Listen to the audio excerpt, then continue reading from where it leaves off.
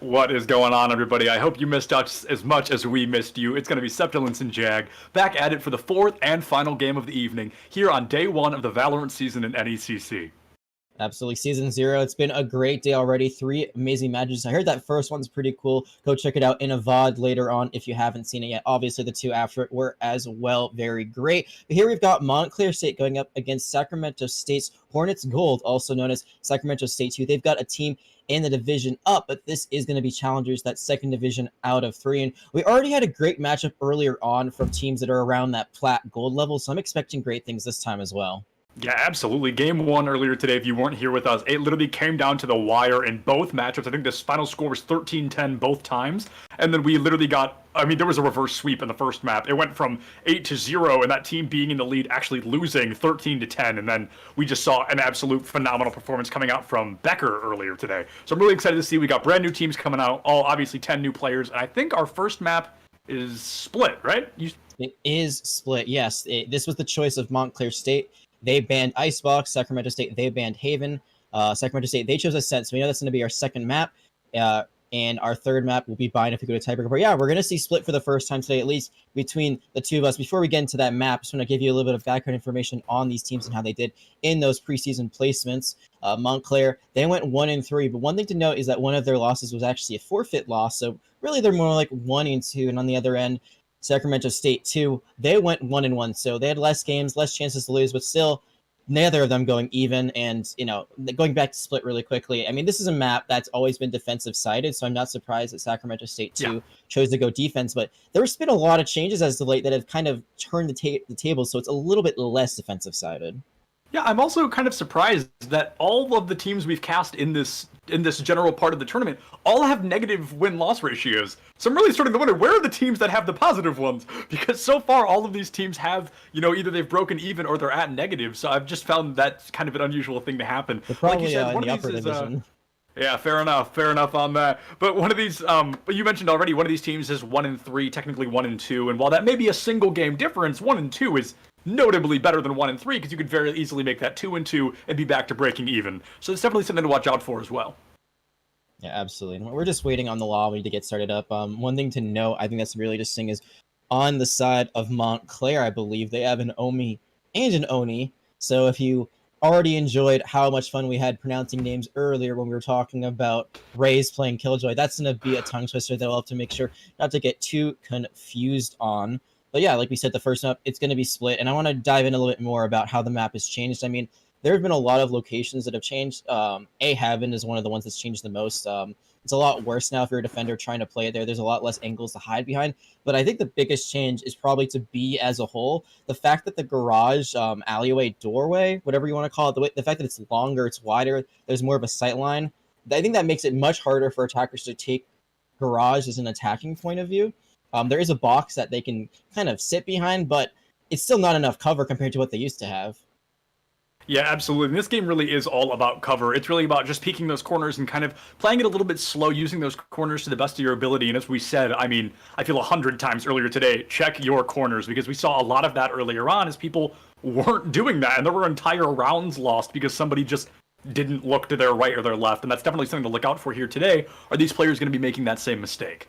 Yeah, and I just want to correct myself. It's actually Omi and Oni on the side of Sacramento State, too. So just got to clear that out of the way so I don't get myself a little bit more confused later on. I was looking at Ascent as the first map. It is Split, as we already know, so just got to recalculate that myself. But now we're all on the same page. I'm wondering what other things are going to be really important in this matchup. I think we saw the duelist difference a little bit earlier on, especially not just in play, but in selection. We had one team that really liked running Jet, and they actually were the ones that didn't end up winning.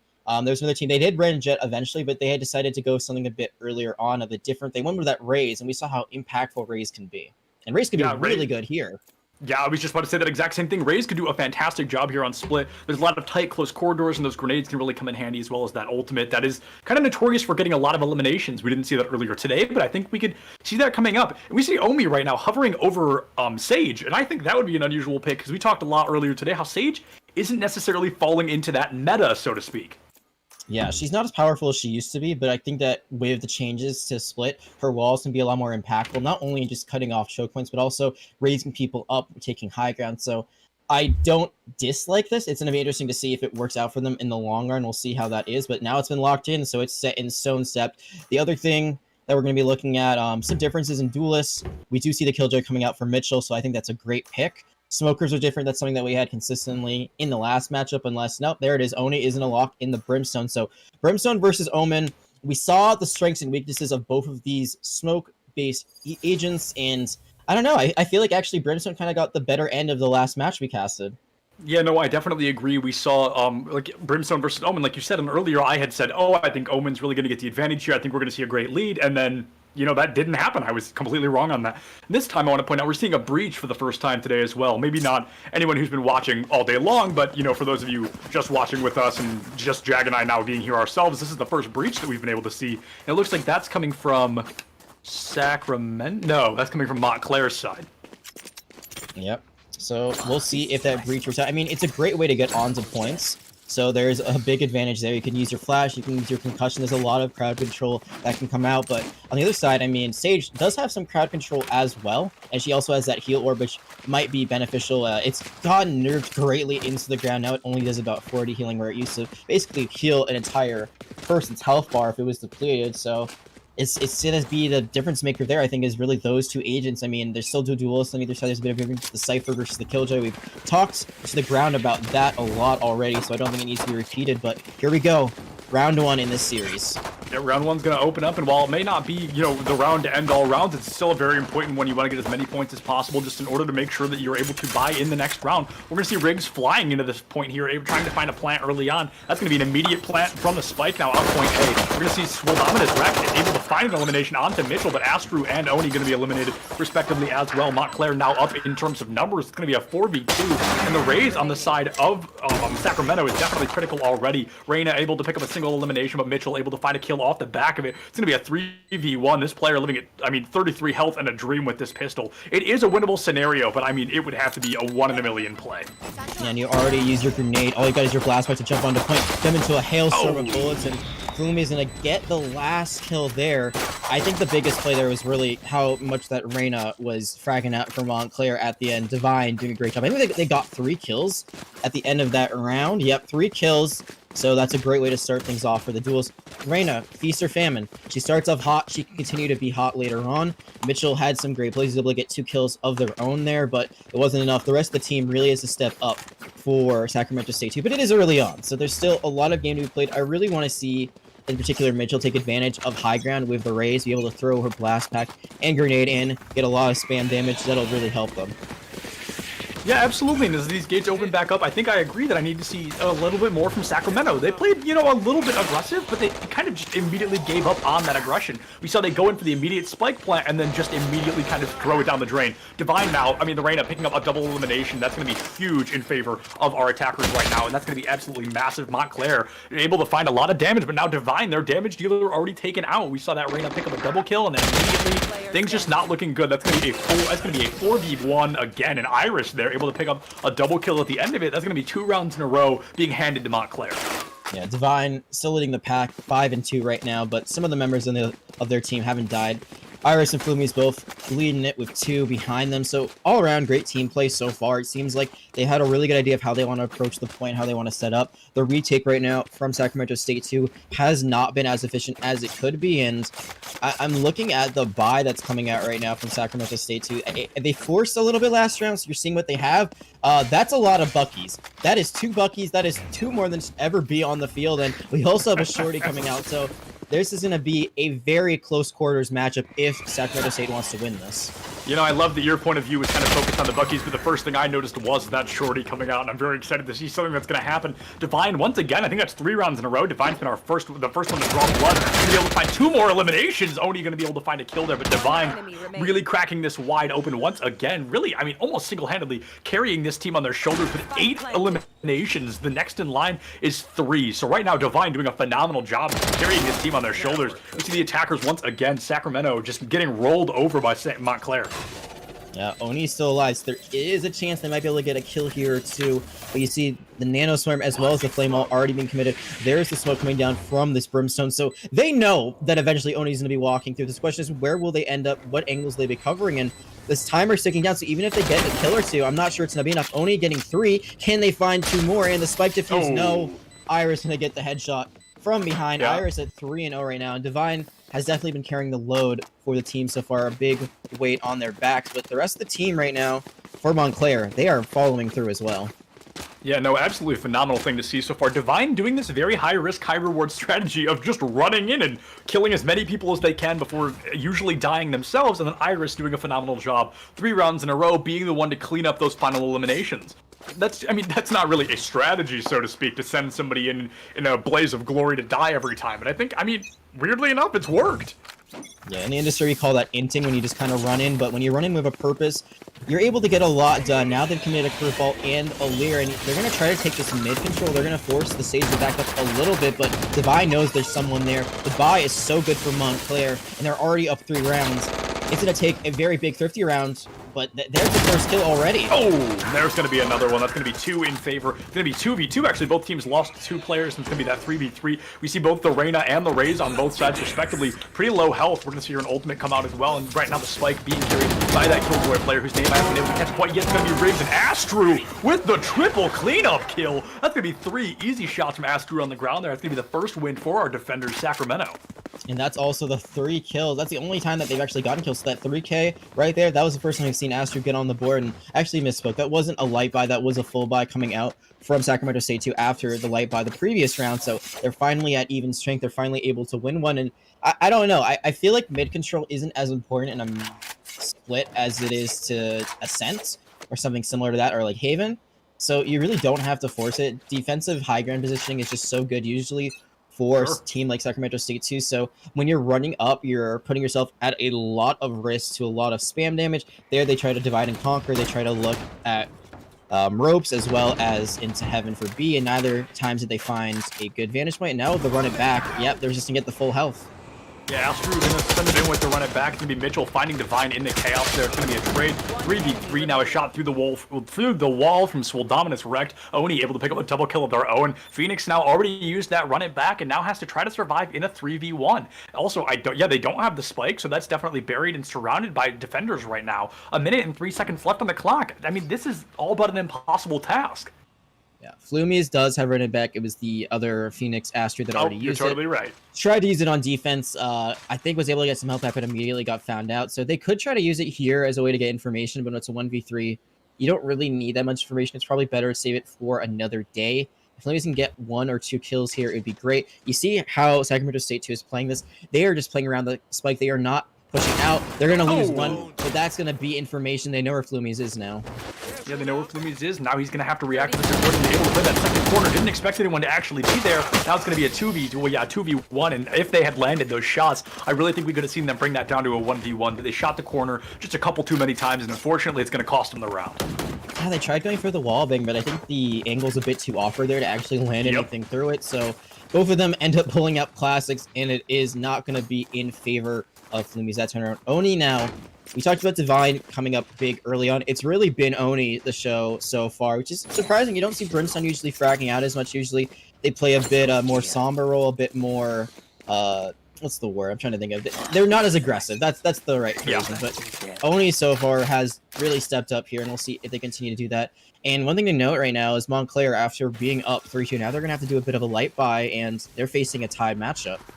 Yeah, and I mean, that's exactly what you don't want to see, in all honesty. I mean, you really want to try to take a lead early on and secure some early round, try to save up some extra points from getting those rounds. But like you said, we're going to have to see the light buy coming through here because things are looking a little bit bleak. If we see Sacramento able to turn this around, I think that would really be great for them, and that could really put a series back on our hands.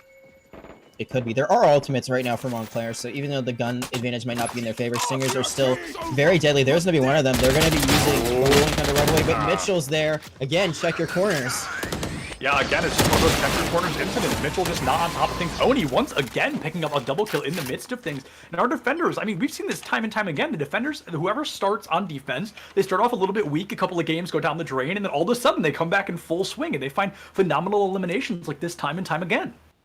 And right now you're seeing the attackers, Montclair. They're trying to figure out what angles their enemies are at. They know there's someone now coming from spawn side. They probably have a good idea there's someone in heaven. They get one. They know the spike's up there, so this is where it gets really problematic. If you're Divine, you just want to create as much noise as possible. They already know that Flumies is on the flank, but if you make enough noise, maybe Flumies will try to go for it anyway. They just throw up the Leer instead, and it's not going to be enough. Sure, you got a Flame Wall and the Curveball, but it's a 2v1, and you got to try to get up there somehow, some way. It's just not going to happen, I think.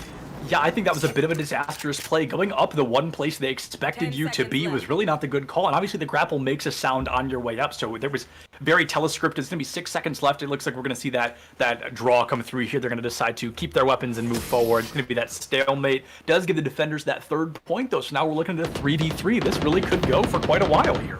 And I think what Flumies should have done there is have, you can send Divine out. I think actually Divine had better health pool, so maybe have Divine go on the flank, switch Flumies, have them go up into heaven.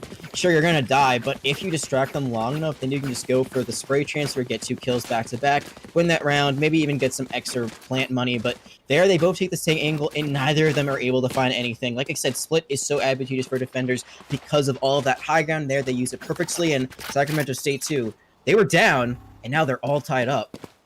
Yeah, it was going to be that, like you said, it was down 3-0, I believe, at one point. And if it wasn't, it was that 2-0. But right now, I mean, we're just seeing the team come out from our defenders a lot stronger. Sacramento has been very successful in their performance so far in these last couple of rounds, and I really don't think they've changed much. I think we've just seen a little bit of a worse game coming out from Montclair. Oh, they know that Aster is there, but Aster is down. They're going to be planning, but there's no ultimates on their side, and now they're in a bit of a big disadvantage. There's the showstopper. Going to be jumping out. Oh, Killjoy, please hide for your own sake. You know, you run right into Mitchell instead. Yeah, that was a bit of a massacre there from Mitchell, straight into that Killjoy player. Riggs just got caught out there. Sackhaze able to find Divine. Omi gone, or Omi taking out Iris as well. There comes the defuse onto the spike, and the defenders for the first time have taken a lead. And that was a great play there by Omi. Omi not doing a lot right now in terms of the kill leaderboard, but just a great play. You know, as a Sage, you have to be really careful of how you play. Just waiting in A heaven, know that there's someone coming from the defender side, or actually from the attacker side. Yeah, so coming all the way around. So they just kind of split that angle. They've got someone on point waiting for it. They've got someone defusing it. They play it perfectly. They get that final kill. Fuse comes through, and like you said, they're going to take the lead, and they're also going to take a big economy advantage. Montclair, once again, going to have to do a bit of a light, but the only one who can buy an assault rifle is Flumies with the Vandal.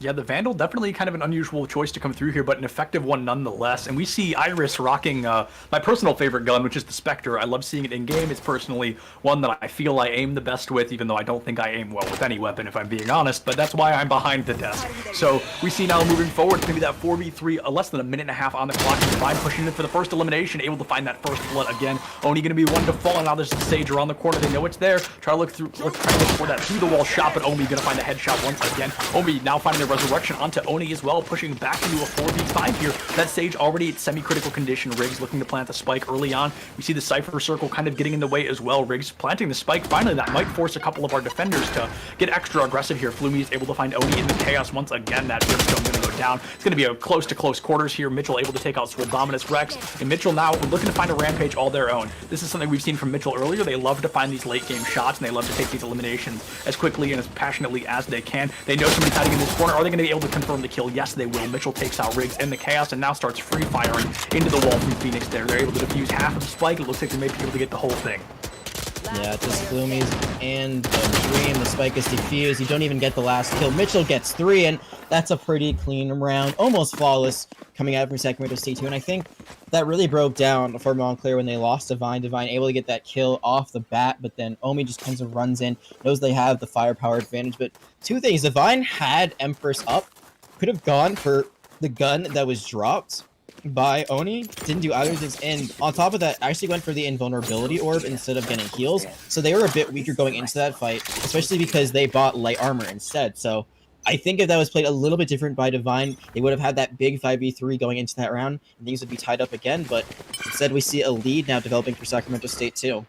Yeah, we see the Cypher on the side of, on the side of Sacramento, hiding on point B, but everybody else is on point A. So they're kind of going to be out of the fight for a decent while here. Riggs able to find an elimination. Both Phoenixes taken out right away. I don't know what it is about Phoenix, but I feel like they're always the first person to die. No matter which team it's on, no matter which side it is, Phoenix seems to always be the first character to fall. And now we see them in heaven once again. Killjoy gonna commit that shutdown now early on. Omi trying to find an elimination on Divine as well. So Dominus Rex gonna miss a couple of shots there, desperately trying to find Omi, but the headshot comes through once again, and just a phenomenal look so far. The shutdown does come through. One player is gonna get caught up here. I'm not quite sure who it is. I think it's Riggs, if I'm not mistaken, but I'm really not sure. Or no, Riggs is the one doing it, I'm sorry. Sackhaze now taking out Iris as well, and now the chaos comes through. Riggs finds an elimination with Sackhaze off the back of it. I think it may be too late to defuse this. I don't think so. I think it should go through once you get to that really fast pace. That's when you basically have 4 seconds, but there are still 3 seconds on the clock. Gonna be another round going their way, and it's interesting to see how lockdown is used for different teams. A lot of the time earlier we saw it be used as a retake thing. Here they were just trying to hold the point instead of retaking it as they were the attackers, but it just seems like Sacramento State says, we don't care, we'll play with no fear. They run in, one gets trapped, but because they're already up so much, it would be not a great plan for Montclair to try to chase those down. They know that, so they can play a little bit more risky with those numbers up. They can even try to bait, one of their own teammates just to get the trade, because the trade will be in their favor if it's a 3-1. And their lockdown going to be ineffective in the end. Yeah, we see Hayes doing the exact same thing, playing on point B, where the B point when nobody's really there yet, and I don't think they're going to be for a decent while. We're seeing a lot of gunfights early on, and it seems that we are constantly seeing a 4v5 because Sacramento's always down a person because their Cypher likes to hang out in the corner of point B, and I don't know if that's necessarily, a great strategy so far. I mean, definitely they're up, but I feel like these fights could be won a lot more efficiently if they didn't have a Cypher constantly kind of hiding out in that back corner. Divine now playing the corner as well, going to get into a gunfight with Astru, but Astru going to come out on top. Then maybe the first time we see Divine lose a gunfight that quickly. Still, the most eliminations in lobby with 13. Mitchell and Riggs go toe-to-toe. Riggs going to be able to take out Mitchell, but not before Mitchell takes out Flumies. And now Iris able to take out Omi, but Omi gets another kill on the Swole Dominus Rex. So these players going toe-to-toe every single time, bullet to bullet. Hayes now picking up a single elimination before Riggs is able to find them as well, picking up 2 eliminations in this fight. Now down to 5 health, looking to plant that spike, going up against 2 full health characters, that Phoenix and that Brimstone, Astru and Oni respectively. The shot comes from Oni and Riggs taken out. That is another secured round for our defenders. Able to get the plant, so still more money going the way of Montclair, which is good because their economy is not great right now. You saw that was another light buy round they had to commit to after being up very early on. They've fallen behind, and you talk about the Cypher play, about how Hayes kind of left alone on B, and, well, I totally agree. You know, you want to do a full team fight if possible, have as many guns in a fight as you can, but the thing with Cypher is Cypher's really only good at locking down one area at a time. So you got those tripwires on B, so if they try to run in really quickly, he's got a way out. Those tripwires will catch them up. It'll also give a lot of information to their teammates. So with the camera as well looking down into garage, there's just so much you can get from it. And Cypher, if you walk too far away, those abilities aren't online anymore, so it's working out for them. And that's going to be a showstopper that's going to get the run it back out. Yeah, the showstopper and run it back go toe-to-toe there, and the run it back, of course, loses, but the Phoenix gets to walk away nonetheless. They get to keep their life, and they get to use that ultimate to stay alive a little bit longer. The score still being 7-3 if you're just joining us. The Empress now online for Divine as well, so they're going to go toe-to-toe with that. Try to get a little bit bloodthirsty, but they are currently by their lonesome on the map. Nobody else really in the area for the time being. A lot of players, actually, if you take a look at the map, if you're able to see it on the top left of your screen, everybody's spread out quite a bit. Mitchell now being run into by Flumies and able to find that elimination. We now see Divine and the Breach, who's Swole Dominus Rex also pushing in as far as they can. But I mean, Mitchell, especially on this raise, definitely not somebody you want to be running into face first for the time being. No, I mean, there's just so much damage. They can also boop you up a little bit with that blast pack and displace you, and you know how it is trying to shoot when you are moving. It's not great, but that was a great pick there. There's a trade, so it's still going to be in favor of Sacramento State too, but right now, see, there you go. There's the Cypher trap working out perfectly, and Iris, though, actually going to stay alive. The follow-up from their teammates is great. Now can Divine keep playing in heaven?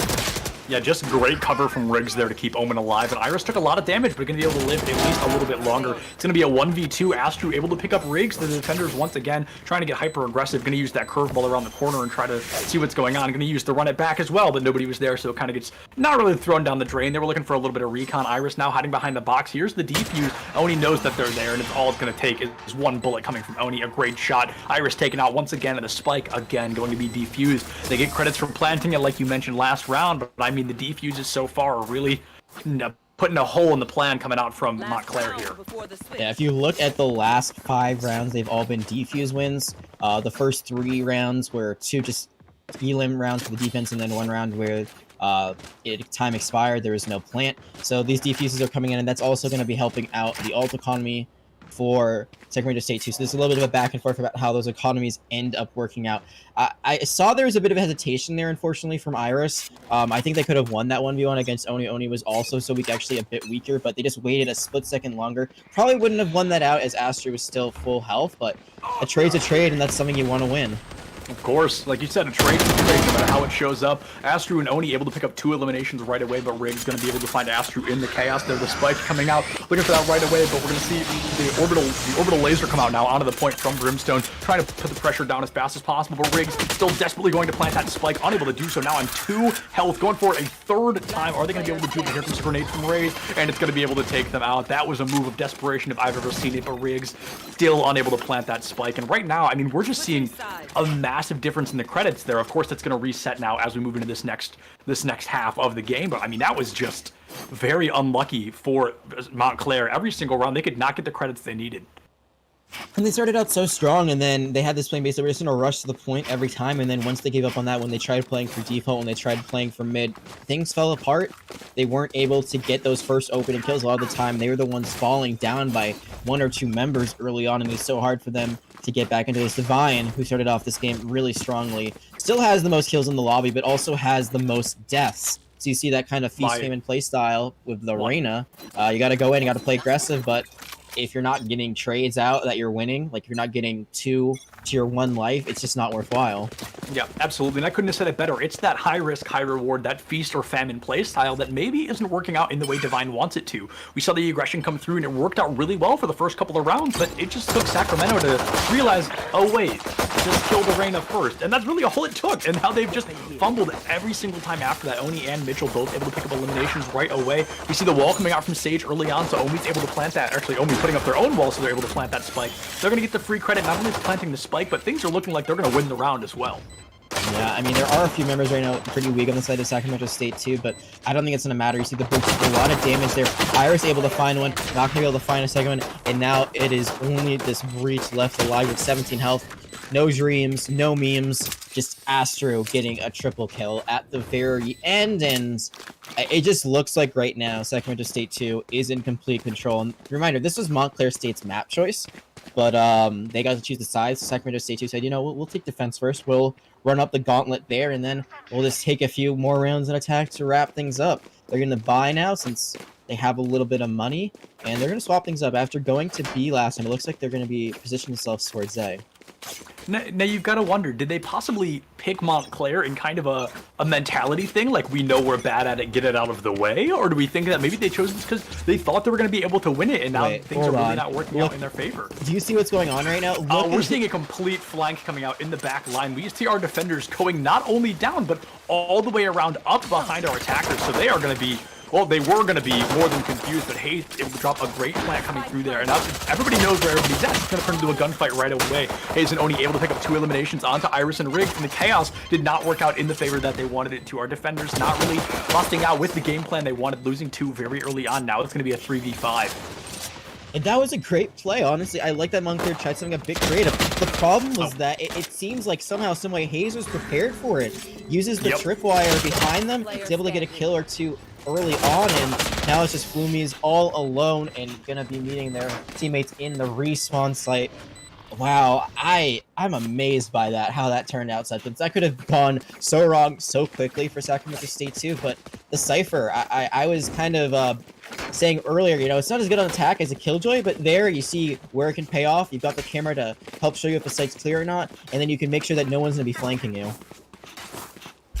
Yeah, no, definitely something that I wanted to see come out there was success from that. Like you said, that kind of unique strategy, something you didn't expect to see. And unfortunately, the Cypher maybe planned to get 1 person, but then ended up actually finding all 5 with that tripwire. So the plan kind of immediately collapsed. Definitely unfortunate to see. We see again, this Phoenix going for the curveball right away. Flumi's just looking to find even a stun on somebody, even just a blind sight on somebody. But Astru now pushing in as well. They're going to put the pressure on as fast as they can. And Mitchell, I think we're seeing utilize this raise kit a lot different than anybody else that we've seen earlier today. Oni going to be able to save Mitchell a little bit earlier on, and Omi able to find a shot as well. Iris takes out Astru, but Hayes able to find Iris. Riggs picks up Hayes as well. The spike has once again been planted. It's going to be a 3v2 in favor of our attacking team, Sacramento. Now they get to put the pressure down. They get to just take this and run. I mean, they're only 2 rounds away from winning this. Yeah, and Divine's got to do something, got to figure something quickly. They knew that they were right there in screens for a little bit. They broke the wall pretty quickly after it was placed up, but with that smoke going on to heaven, they probably had a good idea. They try to rotate up there. It's possible it's a 3v1, especially if you're Reyna and you have all of your orbs, but you're just going to run into Mitchell and you're not going to be able to get it done. And as you said, now we're on match point. This is going very smoothly for Sacramento State too. Yeah, things were so close for a while. It was 3-0 in favor of Montclair, our currently defending team, and then all of a sudden, it was 3-3. Okay, you know, things are getting a little bit rough for Montclair, but I don't think they've won a round since those first 3. This is now 9 rounds in a row where Sacramento has come out on top. It's technically been 12 rounds in a row, if you can count before halftime, but 3 rounds in a row since halftime. Yeah, they went up 3-0 going into round 4, and since then, they have lost every round going for them, so it's been pretty unfortunate for Montclair to see kind of a fall from grace after such a hot start. You see that right now, Sacramento State 2, they're just going to keep playing A. They're going to keep forcing a lot of utility out, and now with the run it back, they're going to force even more of that CC ability. They're going to find Omen. They're going to almost find a breach, but they are going to find Flumies. Yeah, that's going to be 2 down already, and it's going to be a great look. It's going to be a 3v4 in favor, of course, of Sacramento, our attacking team for the time being. And the curveballs coming out from both Phoenixes were actually incredibly successful there. Both of them finding, I think, 1 or 2 targets. And now it's going to be a 4v1. Sacramento all but has this in the bag. So will Dominus Rex, of course, can live for another day, but that day will not be today. That is going to be a very convincing win in favor of Sacramento. That first map already gone, and now we're going to be moving on to Ascent, I believe. Yeah, we're going to be moving on to Ascent for our second map in just a little bit. But I'm really wondering where this fell apart for Montclair, because we keep talking about how they had that really good start. I mean, it was really clean. They lost Divine, I think, every time a Divine was going in. They were getting kills. The rest of the team was cleaning it up. And then it seems like from there, things just kind of went south. So I'm wondering maybe if this go big or go home mentality from Divine was kind of costing the team a little bit later on, just because the rest of the team wasn't able to follow up as quickly. Or if after warming up a little bit, Sacramento State 2 was able to come out. I mean, we look at the leaderboard. Divine's still at the top of it, still doing really good. 16 kills, 3 assists. But then you see Mitchell and Oni and Astro. They all did so well after those 3 rounds that they lost early on. Yeah, absolutely. There was things falling through very quickly from Montclair. They had great progress for a very large majority of that, like you said, and then all of a sudden they were unable to follow up off the end of things. They weren't finding the eliminations when they really needed to be. So that's definitely not a good look, but we've still got at least one more map here coming up. We're going to throw it to a quick break. We're going to let the players use the restroom. I'm going to go run to the restroom, and we'll see you guys in just a minute.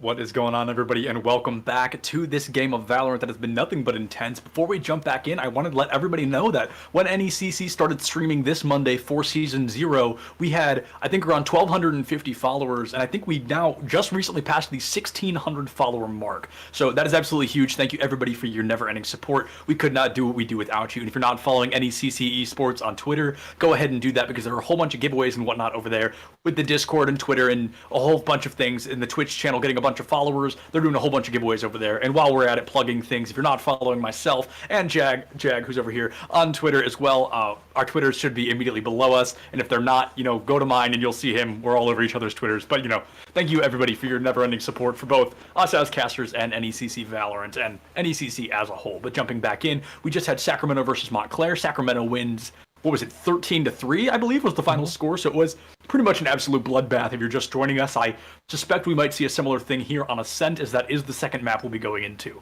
Yep, self-promos aside, this was a game that we expected to be a bit close after the first few rounds, but it did not end up that way. Sacramento State 2, after losing 3 in a row, they just ran with it. There's only 16 rounds played in this game. I mean, 25 minutes for a Valorant map.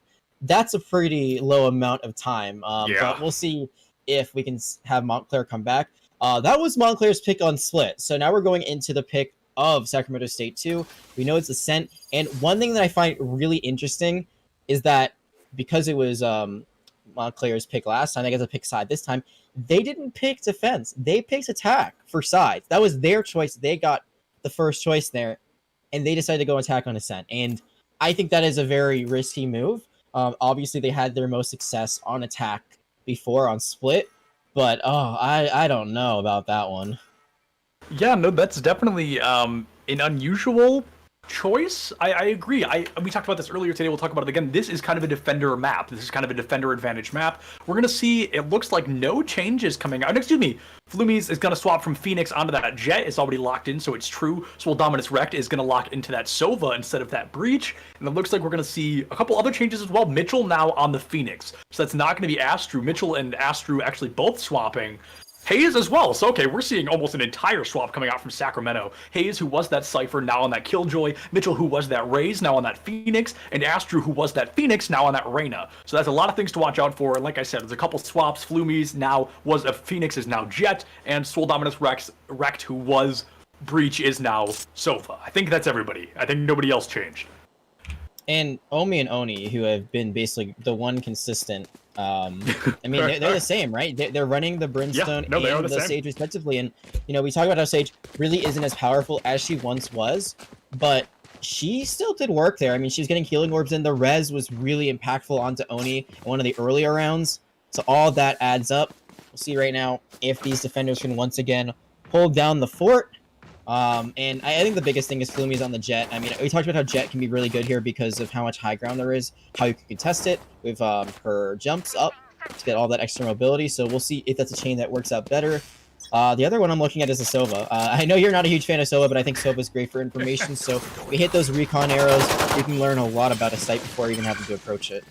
I also think Soba's great for information. I just hate him because he is stinky, and I have no other reason to dislike him. I think you're just jealous of how handsome he is. I probably am. You know what? I could never pull off the look that he's got going right now. But Divine gonna make sure Astru can't pull off this Reyna either. It's gonna be one elimination right into the other, and now we're gonna see Divine taken out. Riggs able to take out their counterpart. Hayes now down the drain. It's gonna be a 3v4 in favor of currently our attackers. Montclair on for the first time in a long time on top of things. We saw earlier today, if you weren't watching, there were a couple Jet players earlier today going for some insane Hail Mary plays. They landed them a few times. I wouldn't be surprised to see something like that here. Iris takes out Oni, but Mitchell right on top of it, able to find Iris. It's going to be a 2v3. The spike coming through, or the spike plant coming through from Riggs. Once again, that's at least going to get them the credits for that. And they've also got the numbers. So this definitely has an opportunity to move forward here and confirm a round win for them early on. And look at the turret setup. So if Mitchell peeks even a little bit, they're going to be immediately found out. He's going to jump on down, but it's not going to be turning around. Now they know there's at least one in hell, and Omi just go around for the shot. Can they find the next one? They can't. So close. Credit where credit is due. That was a relatively solid strategy. They said, okay, I'll jump in. I'll go to get at least one. You just have to kill, if somebody else shows up. That's exactly what they did. They expected one player. I don't think they expected two, and at the end of the day, that did end up costing them. But there was definitely some strategy there coming out from those two final players. A phenomenal job, and this is a script that we are familiar with already. Montclair won the first 3 rounds of that last game and then ended up getting completely swept off their feet afterward. I wouldn't be surprised to see something like that here. Maybe Sacramento just has to get their footing on a new map. Yeah, absolutely. It might take a little bit of time for Sacramento to warm up like they did last time. I mean, the play was sound, just trying to jump into hell, see if you can find one or two. They probably expected that they'd actually be outside in this choke point that we're looking at right now, having that other member there. But both of them were in hell, just unfortunate, couldn't get the spray transfer. And like we said, Montclair, they started off strong last time. And one thing to notice, both teams have gotten full buys with the Stingers. So Stingers for everyone right now on the map. Yeah, it is a full party stinger parade here, but Divine gonna clean up Mitchell straight away. Gonna look like they're gonna try to find at least one more elimination. A grenade comes through from the Rays. I believe there's no Rays here. I don't know what I'm talking about, but Omi and Oni both take out Divine and Flumi respectively. That's gonna be a 3v3 as we see Hayes able to pick up a double kill. It's gonna be immediately a 3v1. The Chaos just comes to life, and Hayes almost single-handedly brings the defender wave back to life. It's gonna be 1-1 in terms of score. If you're just now joining us, Sacramento absolutely whooped Montclair just moments ago in the first match. It's gonna be a final score of 13-3. Right now, things already looking a little bit closer than we saw, 1-1, and I'm very excited to see what happens next because, I mean, as we see a couple of buys coming through, nobody's really got that many points quite yet. Yeah, the credits are not really in either team's favor. I mean, right now, it looks like Montclair has a slight advantage, but it also looks like they're going to be completely saving this round, so that might give them a bye, actually, for 2 rounds in a row, depending on how they play this or how well they do. For Sacramento State, they're just keeping everything they used to have. So the second squad for Sacramento, they've got the firepower advantage, but, I mean, we haven't really seen it yet so far that a 50 rounds been successful, but we saw a lot of 50 rounds earlier today, so I wouldn't count it out of the cards by any means. You know, I definitely agree with that. And something always gives me a mild chuckle of when you're scrolling through people to spectate and there's just a Sage standing on a wall. I don't know what it is about it, but it just always makes me laugh a little bit. Astru able to pick up Divine, that bloodthirsty kind of vengeance kill. One Reyna taking out the other, and the Chaos Incarnate comes through. Astru now trying to take a 2v1 at 47 health, but they know exactly where they're at. This is going to be a difficult one. This Reyna trying to find some elimination. They know the Killjoy's there, but Riggs able to clean up off the back of it. Oni now finding Riggs. It's going to be a 4v3 in favor of our defenders once again. The spike has been dropped as well. Riggs getting a little bit too aggressive, holding that spike, but the defenders, spike or not, they're going to wipe out this attacking team. That's going to secure another victory for them. Sacramento looking just as good as ever. Yeah, absolutely. The question is, do they buy or do they keep? And it looks like for the most part they will buy. They still have 2 stingers online for themselves, so this is an advantage possibly going the way of Montclair, even though they're down in rounds. They just have more money to spend. They can't really save anything because there's nothing to save when you're all dead. And it looks like after thinking about buying for a little bit, Sacramento State says and they're just going to go for a save round. They're just going to stick with SMGs. So 4 Stingers, 1 Spectre. This is a chance for Montclair to tie things up. But I am a bit worried. There's the Blaze Storm. So Flumies actually didn't buy, decides to use those knives instead. And like you said before, we've seen some great plays where they just jump all the way over the top here on A, try to get a headshot. We'll see if Flumies can get it done this time around. Yeah, Flumies gonna go for it. Looks like we're gonna see the jump come through, and there it is. Flumies kisses Oni goodbye with a great Knife Storm shot coming through. That's exactly what we wanted to see. Call that a caster curse, call that what you will, but we knew that was coming. A caster gift, a caster present, if you will. A phenomenal shot. Divine taking out Astru once again, so it's gonna be 3v5 already. Make it 2v5, is right now Montclair coming to life. This has just been a phenomenal round for them so far. That's gonna be 3 eliminations. Now it's gonna be a Phoenix and a Sage versus a full team. Looks like Montclair may be looking for a flawless run. They know somebody's around the corner. Mitchell going to go toe-to-toe with this Sage, I believe. Oh, no, excuse me. Mitchell going toe-to-toe with Divine, who's able to take up Omi. So the Sage is now gone, and Flumi is able to find Mitchell. Talk about a flawless round, especially from Flumies there, using that Knife Storm to just rain havoc on the defending team. And that's a bit of a misplay, I think, from Sacramento State, too, the fact that they decided to stick with their guns, because they could have bought and still be in okay position. I guess one of the reasons they want to do that specifically was so Mitchell could get the Operator, and one thing we're seeing is a Phoenix with the Operator. You don't see that very often because you don't have nearly as much escapability as, for, say, a Jet or even a Yoru. You do have self-heal ability, so if you get tagged out, maybe you can stay alive through that, but I don't know if this is the play right now. Mitchell's going to be trying to do their best. It looks like they're set up. I think they're set up in mid right now, so they have that angle looking towards B, and I mean, already making me eat my words, getting the first kill on Divine. Yeah, Mitchell able to take Divine out of the chaos right away, and Reyna, the bloodthirstiest player on the side of Montclair, already immediately taken out. And that's going to be great because now Sacramento, you know, they can take a little bit of the weight off their shoulders. They still have to kill 4 more, but we've seen them do it very easily when that Reyna isn't around. When we see Divine taken out of the fight, there's a whole new level to Sacramento. They get super aggressive, and they really like to put their money where their mouth is. In all honesty, they like to really go toe to toe with these players as soon as they know that bloodthirsty Reyna can no longer kind of get in their way. We're going to see Killjoy Riggs committing their ultimate, but they're not going to find anybody with it. That was kind of a cheeky starter play, and everybody kind of ran off point in the blink of an eye there. So definitely an unusual one. I'm not sure if they're trying to bait somebody out on A here, but it's definitely not working in favor. Only 48 seconds left, and Riggs still kind of struggling to choose which way they want to go. I think this was a bait. I mean, it's in the rotation. They get Flumies out. They get the Operator down, but look at the rest of the team. The rest of the team's already set up on B. There's only that Killjoy, and Hayes is going to find one, but now the rest of the team is set up, and Iris is going to stand bodyguard as the spike is planted. Yeah, Iris, like you said, standing bodyguard, they plant the spike once again. That's going to be some free credits if I've ever seen, and that's just a phenomenal look. Like you said, the op taken out of the way, but here comes the Killjoy once again. Riggs able to take out Astro with a little bit of chaos here. These Killjoys really going toe-to-toe with this. Hayes is just doing a phenomenal job so far. Flumi is able to take out Oni with an op of their own, and now here comes another elimination onto Omi. Omi taken out in succession. That would be a tongue twister. Whew, that is quite the tongue twister. I've ever worked with one. Things are going absolutely nuts so far. Hayes just taking out Iris all the same. It is going to be toe-to-toe here. Jet in critical condition, but Riggs just can't do enough. One Killjoy takes out another. The defuse now coming online. They know they're around the corner, and Flumi's able to clean up the end of the round with the op, finding 3 eliminations in the chaos. That's going to give them another point on board here. And Flumies really was the MVP of this round. They take the op out early, they pick it up, and like I said, Jet is a great hero with this operator. You can use your dash, you can use your jump to get into so many places, to get out of so many fights if you need to. If you miss a shot, immediately just dash. You see it so often from pros and Joes alike. So that's a free gift they got for Mitchell, and look at Mitchell. Mitchell cannot buy at all now. They're going to be stuck with the Sheriff. So, I'm wondering if they had bought 2 rounds ago, if they had gone for the full buy instead of keeping their guns, if they would be in this scenario now, because Montclair has taken the lead back once again. Yeah, Montclair's taking the lead. I mean, at this point, the Montclair that we're seeing right now is a team that we have not seen yet today. And if they are able to win this second map, it will take us all the way to that famed map 3. And you love to see those. You love to see close tournament games. And the first one, as all of you watching at home, I'm sure know, was not close by any means. So we would definitely love to see closer matchup coming here at the end of the day. And we just, right now, like you said, 3-2, Montclair taking the lead for the first time in a long time once again, and they're up 1 already in this round. Sacramento, they're starting to sweat a little bit. They're starting to look a little bit weaker than they were earlier today. Oh. Yeah, I think it comes down to that op play. I mean, you've seen Flumis just taking over this game now. It was a 4v2 when he started talking, or I think a 5v4 actually. Now it's a 5v2, and Divine has just been on this flank trying to find someone with their Lear.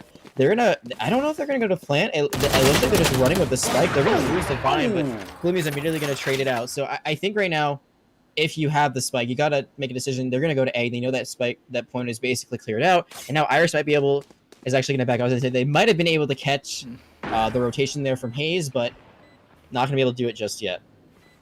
Yeah, right now, I mean, Chaos Incarnate, Hayes, the sole survivor of our defending team. The plant is going to come through from Riggs. I mean, Flumius right now with this op has just been, I mean, as they miss a shot on stream, it has been nothing but flawless. We have seen some incredible gameplay in this op. I mean, a very strong weapon, especially in the hands of somebody as clearly well-versed as Flumius with this gun.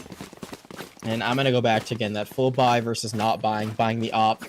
I think that's really what separated Montclair apart. They got that as a gift. They didn't buy it themselves, so that completely shattered the economy of Mitchell and honestly most of Sacramento State, because they all ended up going for a full buy. Now you're seeing they're going to have to go for a very light buy, and this economy, as they win 2 rounds in a row, is being built up very nicely for Montclair. It's a bit more difficult to be running the op on attack, mostly because you don't have those angles set up already, but so far Flumis has done a great job of being able to be on the flank or just finding picks mid early on.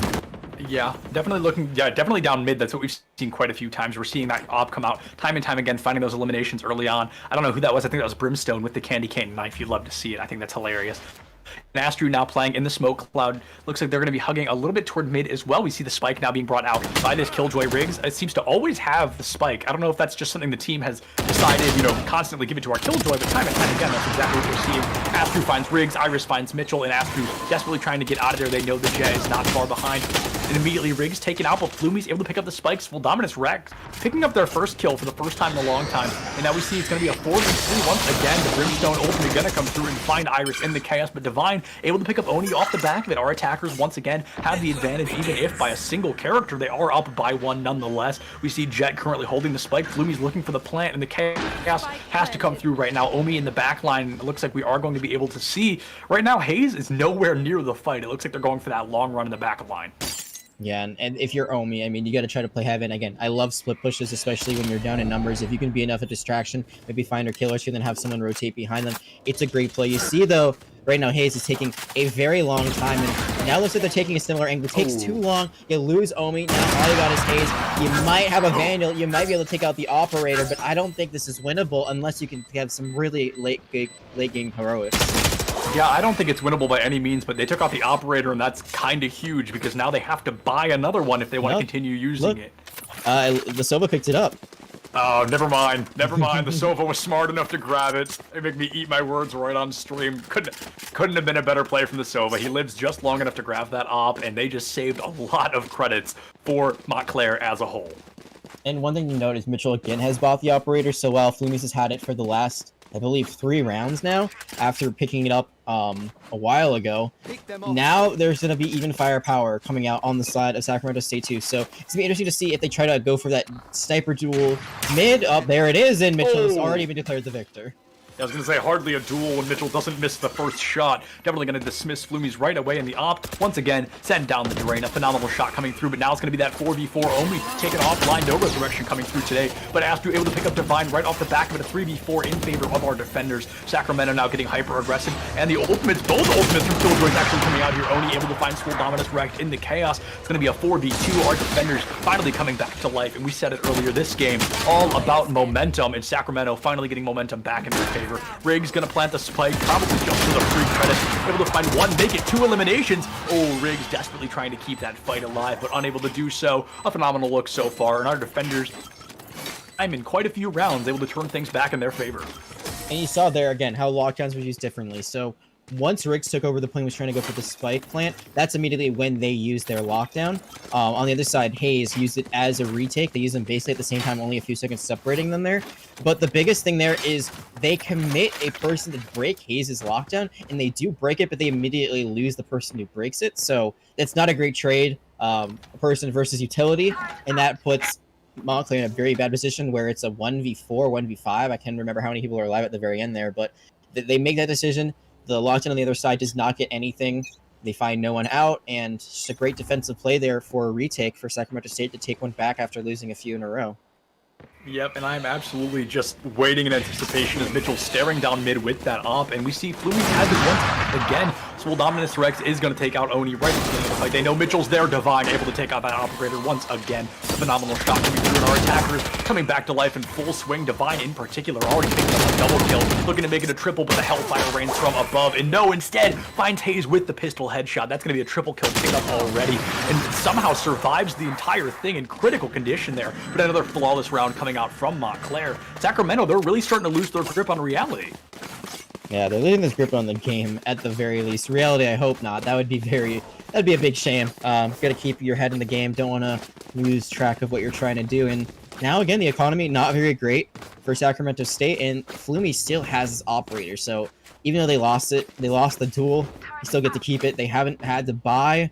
And it just, Montclair is looking so much better than they did on split. They had a good start, and instead of kind of dropping the ball along the way, they just continued to keep rolling. Yeah, we talked about it 100 times over. I'm a broken record at this point, but this game all about the momentum shift and the intensity that we can see off the back of it. Divine now with 14 eliminations on board, the most by 4, it seems. Next in line is Flumies with 10 of their own. So Montclair definitely up in the eliminations department, as the winning team often is. Iris able to take Mitchell out with an immediate headshot. Looks they weren't able to get an op this time around, and the pressure now coming out even stronger from Montclair as they get to push in that 5v4. They're going to move toward A, and it looks like almost all of Sacramento is currently hovering around B. And one question I had asked a bit earlier, after the first map ended, was, if Divine is doing well, it doesn't matter if they're also dying a lot. Here we've seen Divine die a lot less, but now it's a 3v3, it's a 4v3 with the resurrection, and there's a lot of guns now that have been given over to the defenders. Yeah, and we just saw a fight flip so incredibly quickly that Montclair had the lead there, and then all of a sudden Sacramento, they get that resurrection off, they turn things around, they find an elimination. The only player they've lost now is Mitchell. So now they're pushing into a 4v3. The spike has already been planted, and everybody's going to be hovering around A as they know that spike is somewhere. The eliminations are going to have to come through right here, right now. Iris knows somebody's in heaven. Now they're going to have to find the elimination. That's going to be 1 from Iris. That's going to be 2 from Iris. Omi going to be able to find the 3rd elimination onto Iris, but Riggs going to pick up Omi right off the back of it. Looks like things may already be too late for the defenders, and the attackers able to secure that victory in another round. I mean, the good news for Sacramento State, too, is they did get a few kills there in what was essentially a thrifty round they really could not buy. So the fact that they were able to pick up some guns along the way and get some economy out from Montclair, forcing them to buy a bit more, is good. But there is an opportunity for them to win that. It kind of all fell apart when they took the same angle. They all tried to come from heaven for the most part. I think they had their It was their Killjoy on the side, so Pace was trying to take a different angle, but they had the worst gun. All they had was the classic, so they weren't going to be able to do much there. And one thing I love is that for Montclair, they had their Sova all the way back near the choke, so if they hear that defuse, they just go for the Hunter's Fury, and they just wipe that point. Yeah, absolutely. Something I want to point out straight away, Sacramento, notably less credit and notably less econ than Montclair right now. It's a huge differential between those two teams in terms of what they have to offer in these upcoming rounds. We are getting a little bit close to halftime, so they are going to have to swap out relatively soon, and then everybody's econ gets reset. But right now, I mean, Montclair could pretty much buy whatever they wanted, especially compared to the not even 3,000 credits that Sacramento has as a whole. Yeah, I mean, the one thing is that they did get some utility early on in this round. I mean, they use Empress, it doesn't really find much. They try to get onto the point, but the stage slower basically kills that in its tracks. And now we're seeing Montclair play a bit differently. They haven't been this slow in a very long time. They still have some ultimates to burn, like that Hunter's Fury as well as the Omen teleport. So I'd love to see them try to do a bait with the teleport. Right now, it looks like they're just going to go for mid control instead. Yeah, it looks like we're going to see that orbital strike coming through from above, of course, and it looks like it's not going to be able to find any eliminations off the back of it. Run it back now being activated by Mitchell as well. They're going to run and get a lot of recon. They know exactly where everybody is with the pressure coming out. Divine finds Mitchell. Oni finds Divine. There's going to be that one-to-one trade once again. Bloomy's looking for that off shot. Somebody knows that they're there with the Brimstone, trying to put the pressure on, but it's going to be Astru instead. Oni able to find Riggs and Skull Dominus wrecked, and it looks like Iris able to pick up a double kill off the back of it. A 1v2, Iris putting the pressure on. It looks like they are not able to get to the spike quite yet. There's only 13 seconds left. This is looking all but impossible for the attacking. 10 seconds left. Yeah, at this point, they're just going to go for the save. They don't want to give up any more eco. I don't think that's a bad play. You're still up quite a few rounds. You're still going to have a lead no matter what. At worst, it's going to be 7-5 before halftime. So good play there by Iris to be a bit more disciplined. I don't know exactly where that fell apart. I think they just stood in mid too long for Montclair. You saw that Flumi tried to take a very aggressive angle, looking more towards where A and B meet in the back, towards the defender spawn side. The problem is that Market is literally right behind you. There are people that can come up from B and just shoot you right in the back. That's what happened. Now that operator is going to be online again, but it's going to make them broke, and we're going to see that duel once more. I would love if we could possibly see that duel off the get-go in mid. Yeah, both players immediately taken out. Flumies and Mitchell going to go toe-to-toe in the op. I mean, just keep an eye on the kill feed because one of them is taking out the other. There was 100% chance of that chaos happening. Montclair and Sacramento going toe-to-toe. And I mean, Flumies and Mitchell, they have just been bloodthirsty for one another since the very start, since these ops started coming out. These players, but it looks like they're both playing it slow as the kill feed. This is probably the longest it's been, and we haven't seen an elimination come through between these two teams. Also, it looks like Hayes, I mean, their ping is up over 100 right now, so that might explain the sudden change in playstyle coming out from Sacramento. They may be having a couple of internet issues on the side of their team. Astru now looking for an elimination. Divine pushing in as well. The pressure coming out once again. Sage gonna have to commit that early on, kind of commit that ice field. Divine has absolutely no idea that somebody's right behind and did not check their corners. And it's gonna be Astru finding Divine in the chaos of things. An immediate 4v5 in favor of our defenders. Left side Sacramento here, definitely doing their best to put the pressure on Mitchell. Still busting out that op, trying to find one kill, not able to find it yet. Riggs planting the spike and the recon bolt put into the Phoenix. The pressure coming out as far as it can. They're putting the pressure on, but it's just simply not going to be enough. A 5v4 in favor of our defenders, and we see it's not going to matter yet. The spike planted, everybody playing that high ground. The turrets coming out from both killjoys, and there's a lot of slow burn here. The ops still online from both these folks. The resurrection obviously not coming through quite yet as nobody's fallen. Flumies has 11 eliminations, only able to find Riggs in hell there. The spike has been planted and time is running out. Yeah, and Nico found his Fury, it just does not work. Astru gets 3, and the reason we didn't have that duel in mid was because instead of going for an approach there, Mitchell actually just stood on A for most of that round in heaven. So that's why we didn't have those insta-kills, and it worked out because they controlled that high ground. They forced a lot of angles out of Montclair. They had to be hiding for most of that. And then we talked about how the Hunter's Fury, it's great as a recontest when you know the spike's being diffused, but there was only one person alive, and that's pretty much the green light to just run into that Sova because they're going to be stuck in that animation unless they can cancel it quickly. But that was the side swap. It's going to be a slight lead for Montclair, 7-5. So regardless of how this game ends, they're doing a lot better than we saw them on Split. You know, I can definitely not agree more. I mean, they've got more than 3 points this time, so if you can do math, you know, you can definitely notice that they are playing a little bit better this time around. So that is definitely good for them moving forward. Now, this is something that I'm really going to be a little bit confused about because there's no ciphers online this time. We're seeing Killjoy versus Killjoy, which you've talked about all day. Is kind of, you'd expect to see Killjoy coming out a little more consistently than Cypher, but now Hayes just, I feel, has not been living up to that expectation they created for themselves that first game around. We've seen a much sloppier play style, and sure, with 151 ping, I'm sure I'd be playing the same way, but right now the energy just not coming out in this Killjoy v Killjoy matchup. Yeah, I mean, Cypher and Killjoy are so differently, and I think Killjoy's more versatile. Cypher is definitely a bit stronger on defense in general, so it really comes down to using your abilities. Your turret specifically, something that really needs to come out, really needs to be well placed, just for information, not even necessarily for damage. And right now it looks like the damage is going the other way, as even though the spike is planted, it was Montclair that got the first kill. Yeah, Montclair, like you said, finds that first kill. We see Sage standing on the wall. Like I said, always gives me a bit of a laugh. Omi trying to find an elimination off the back of it, but the Omen going to be pushing it. Headshot comes from Omi onto Iris. Divine able to find Omi off the back of it. Riggs on the high ground there, and Heaven takes Astro out of the fight in the defenders. It's going to be a 3v2. Mitchell on the low ground in Hell, able to find a double kill. It's now going to be a Killjoy and Killjoy versus Reyna and Killjoy. So the mix is going to be a little bit chaos here. They're going to go for the spike defusal. They know she's over there. They aren't able to find her quite yet, and Divine going to clean up that final elimination. Montclair, if they can keep playing like this, things are looking phenomenal. It's really looking like we're going to go to a game 3 if they can keep up the momentum they have so far. Yeah, it's possible. And you saw Hayes there, a bit of a missed time with that first nanostorm. Tried to put the second one over the top, but they saw it land, so that neither of them finding the value they got. And again, we talk about this ping issue. It could be something that's like insurmountable at this point. We keep seeing it. I'm watching it. It's going from about 80 to 100 at a moment's notice, and that can really mess you up as a player. Now up to 136, 240. Oh my goodness. So it's very unfortunate. It's bouncing. Yeah, they're going to have to try to play through it, but you know, stuff like that can lead to so much missed time events because just a few milliseconds, that's the difference between life or death. And right now for Montclair, after winning that round, they're going to be buying a bunch of SMGs. Absolutely, the SMGs coming through. Personally, my favorite weapon class in the game. I don't know, it's just something about them that I really enjoy using. And right now, Sacramento and Montclair going toe-to-toe. As always, Montclair coming out stronger than ever this game around. They ended up only scoring 3 points in our first map. It looks like the second one, they are currently in the lead by 3. That looks like they may be able to take this whole thing if they can keep the momentum they have. Oni about to go toe-to-toe with his Omen. Had no idea he was around the corner, and patience is key.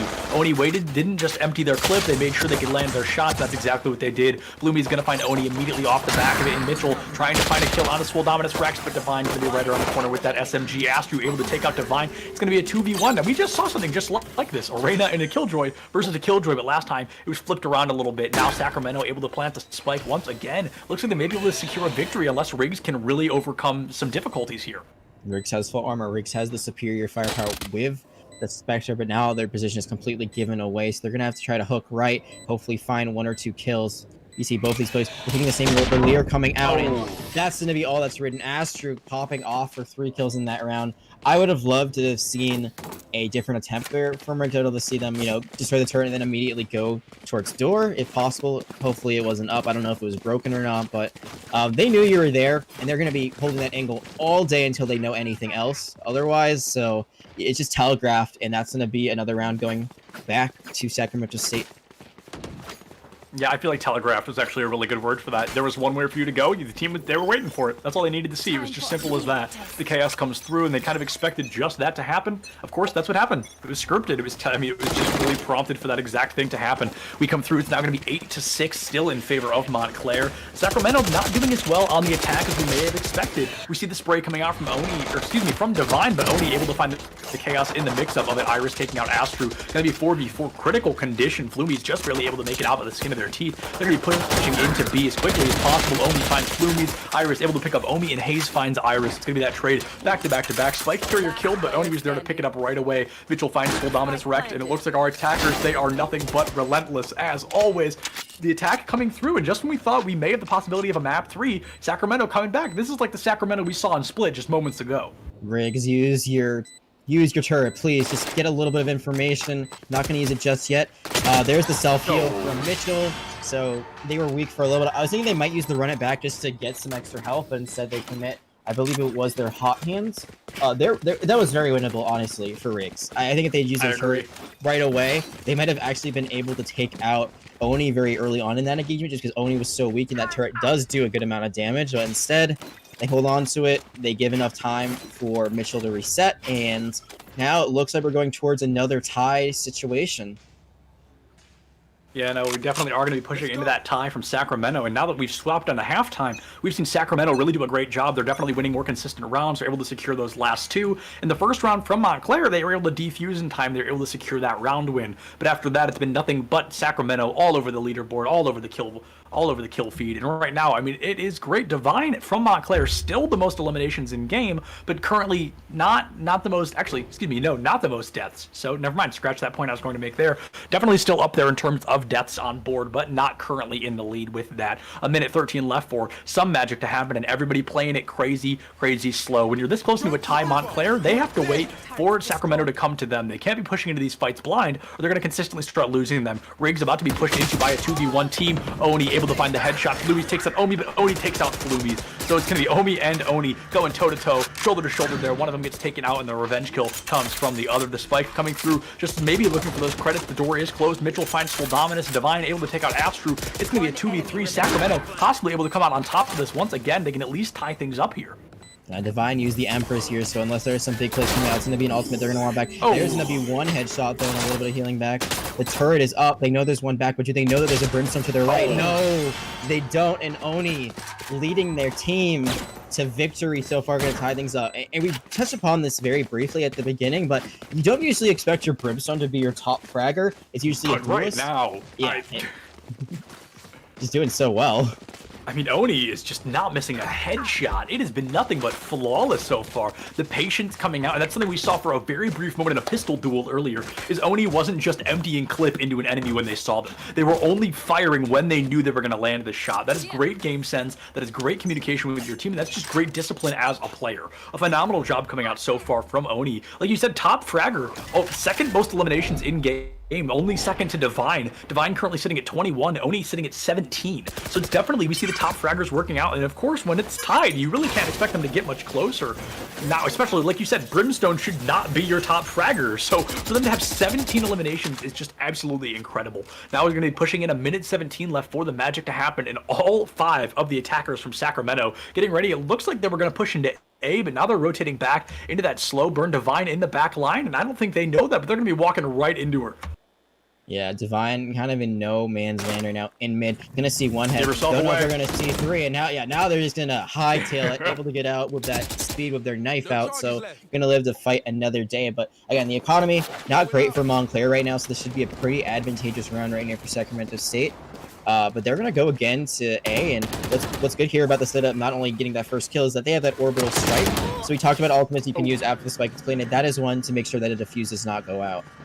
Yeah, absolutely. Orbital Strike, very famous for making sure a defuse doesn't go out because it takes up usually the entirety of the point you're trying to plant a spike on. Mitchell able to find Iris, and it looks like we are going to see the spike planted once again. Reyna breaking through the door, but Sage, wow, insult to injury, just puts another wall right back up. The door, one wall knocked down, the other one put right back up. Astru able to find full dominance, but Mitchell going to find Divine with the headshot in the back line. A phenomenal shot coming through, and that's going to be cleanup crew once again. A flawless round, and it's great between these two teams. We really have seen a close matchup. Both of these teams have had several flawlesses online, and for what I believe is 2 gold teams, 2 plat teams, they really are showing that they can be neck and neck. The first game, maybe Montclair just simply wasn't warmed up yet.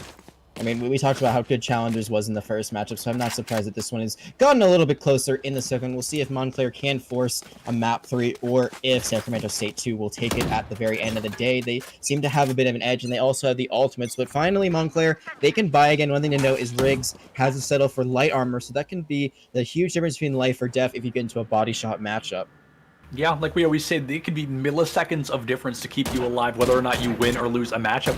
And the armor can create those milliseconds. That armor can maybe just to help you survive a couple of more shots and keep you alive for a little bit longer. So that light armor might not be what they wanted. We now see the attacking Killjoy. That means we are going to see Riggs using that ultimate very early on. Astru able to find full dominance off the back of it. They're going to put the pressure on, pushing to B as efficiently and as quickly as possible. Flumies finds Mitchell in that back line. Astru going for the full rotation around back. We see a detain coming through, and Iris going to have to kiss that play goodbye. It's going to be a 4v2. And Sacramento, things are looking a lot closer here, but they have been nothing but on fire since swapping onto this offense. Yeah, I mean, we saw, and I think I'm realizing why Montclair wanted to be on attack first. I feel like that's where they feel most comfortable. We've seen their defense has not been nearly as stable, and right now they're gonna have to try to play for a retake down a person. They have their own Killjoy ultimate, so they could use a lockdown here, but the fact that Riggs is so weak might stop them from trying that play. Now that Flumies is dead, I really doubt we're gonna see it. Yeah, absolutely. Montclair, you've got to wonder, do we put Flumies back on the off? I mean, that's not necessarily a great play. Do we save credits? Do we do a short buy? Do we not buy at all? Do we go for a thrifty? And then do we put Flumies back on the off? Because that's when Montclair had that's when they were closest to winning something, is when Flumies was just absolutely fragging with that operator. Yeah, you've seen Flumies also just not be able to do much since they haven't had the operator. Now they're at 14 and 13, so getting pretty close to a KDA, not going in the right direction. You got a good point. Like, do you save up for the operator? The problem is that I think they're so deep into that hole right now that they really can't. You see Flumies kind of messing around with which sidearm they're going to go with. It looks like they've decided to go with the Sheriff, so that's going to be the most expensive one in that class. But the fact that they've lost a few rounds in a row now, they might be able to buy the operator next time around, but will they have enough for armor if they can even commit to that? I mean, it's getting do or die here. There's only 3 rounds left for Sacramento State before they win this match. Yep, and here comes the Killjoy ultimate now coming out from Hayes, trying to cover the point. It's a tiny orbital strike coming in as well, and it looks like it's not going to be able to find anything quite yet. No eliminations coming through, but it's going to give them just enough time to plant this spike. Hayes able to take out Divine, even while they're rocking that 125 ping, able to find that elimination in the midst of things. And the Sage Wall going up again, that seems to be kind of a standard, putting the Sage Wall up in front of the door, just trying to create a little bit more defense. Right now, Astru able to pick up Iris, and once again, looks like Montclair, they are going to get picked apart piece by piece. Riggs finds Astru with the pistol, and Montclair, they've got to change something up because they have now lost 5 rounds in a row. Yeah, and it's not going to get any prettier than that for the most part than it was from Sacramento State 2. We've seen the orbital strike be used like this a few times. I was talking about how it can be used just to stop a defuse, but there they just use it to knock down completely. We saw that a lot in our first game that happened a lot earlier today. There, we saw it once again. Orbital strike seems to be much more useful for breaking objectives and contesting objectives than actually getting kills. And, you know, if you're going to win that way, why not? Now, Sacramento State 2, only 2 rounds away. Montclair, they put up one heck of a fight, but can they put up any more now? I think they heard us that these Flumies is going to be going to that operator. Yeah, you know, that kind of seems like their do or die, their high risk, high reward option, and Flumies immediately taking out Astru, living up to that name of the operator beast we are so familiar with today, able to find insane eliminations with the operator. That is a gun that I have truly never been able to understand myself. But great shots now coming through, high pressure, high damage from Flumies. They're gonna have to pressure out even more though, because we've seen them in this scenario. They have been in this 5v4 time and time again, and they still end up losing these. And with Omi rezzing Astru, that shot now down the drain, they're gonna have to push into a 5v5. We're gonna have to see Flumies do it again because they are running out of time. And you saw Riggs there use both, actually not Riggs, it was, I believe, my players confused. No, that was Riggs. Riggs used both of the Nemo Storms very early on, so those are out of the play. And I was gonna say Mitchell did a great job baiting them, but now Mitchell's just gonna bait themselves into giving up their life with the cause. So it was 5v4, then it was 5v5, and now 5v4 is what it is again. Yeah, the only thing Mitchell was able to bait there was a bullet straight to the brain coming out from Flumies once again. That vengeance from the first round, able to come back and rear its head just a little bit more. Now the pressure is going to be out because now it's a 4v5. There's no Sage Resurrection online. We see Omi is carrying that spike. Are they going to be able to plant it? 30 seconds left on the clock. The pressure has to come out. It's now or never. We're going to see some ultimates commit. Empress is going to be commit into this fight as well. Hopefully they're able to find some value off the back of it. Divine able to pick up Omi. It looks like they're not going to be able to find Divine quite yet, but Omi hitting that vengeance. Kill for Omi once again. We're going to see Wraith pick, or excuse me, we're going to see Omen push in a little bit further, take out Astru, but Omi able to find Iris. Flumies with the off, have to put the pressure down, but here it's going to be, Flumies through the boxes. Yeah, there it is. There's the frag we've been waiting for. Absolutely living up to the name of that operator beast we have been so unbelievably familiar with. Yeah, and I'm going to correct myself. It was, in fact, Hayes, so I've got to correct myself like 10 times. It was Hayes that was on the Killjoy on defense, so use those Nano Swarms a bit earlier, and it makes more sense now because we know about some of the issues they're having with their ping spike, so... Down to 60 right now, though. Yeah, down to 60, so we'll see if it stays there, but yeah, Flumies comes in. Now, they're looking dominant. Finds a quad, technically. Yeah, that was a quad kill. Almost gets the ace. So very good job there by Flumies. That's going to help bring them back a little bit longer. And I mean, they've got to trade out. They can't just keep going round for round. They have to win the next 2 or 3 in a row to be on even footing, and they were headed towards overtime. Yeah, we really may be getting danger close to overtime here. If we see Montclair able to win maybe 2 more, it's really going to put that pressure on to be that 12 versus that 11. That's going to force us into some kind of OT, assuming Sacramento wins at least 1 more here within the next 4 rounds. And we've seen them win, 11 rounds up to this point. They very clearly are able to do that victory lap kind of toward the end of things.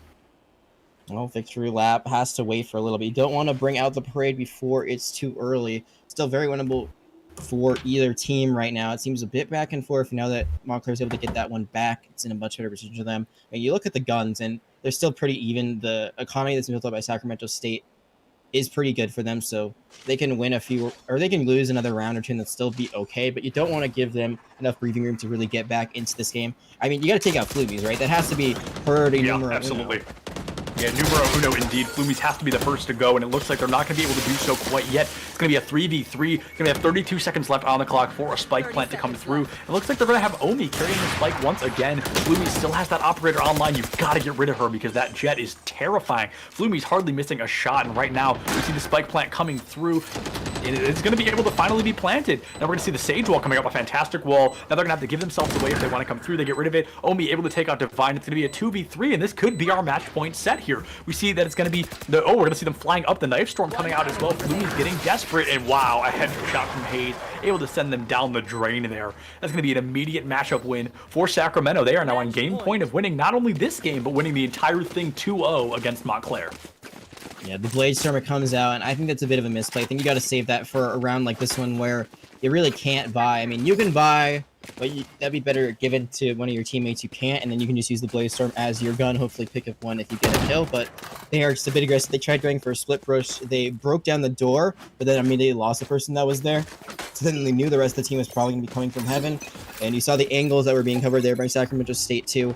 They just did not give them up for a second. They knew exactly where the enemy was going to be coming from, and now they are on not only game point, but series point. Yeah, series point. It's going to be now or never, and it looks like if it's not broke, don't fix it. They give the spike to Omi once again, and they've really been able to find some value off the back of this. Hayes going to plant that ultimate, try to stick anybody if they're able to do so, because even one ultimate here, or excuse me, one elimination here could be nothing but huge for this team. They're going to have to push through a smoke cloud here, try to push forward and try to find that elimination. Oni going to be able to take out Flumies, which could spell disaster for Montclair. That has been their fragger all day, except for Divine, who really has not been living up to the name this time around. Riggs, however, able to pick up a double kill in the midst of things, able to find both Hayes and Oni. So it's going to be a 3v4 in favor of Montclair. Are they going to be able to secure this and turn things around? It's really looking like they might. Swole Dominus wrecked, even able to find Omi through the wall with the shot. Mitchell able to take out wrecked, and Riggs gone as well.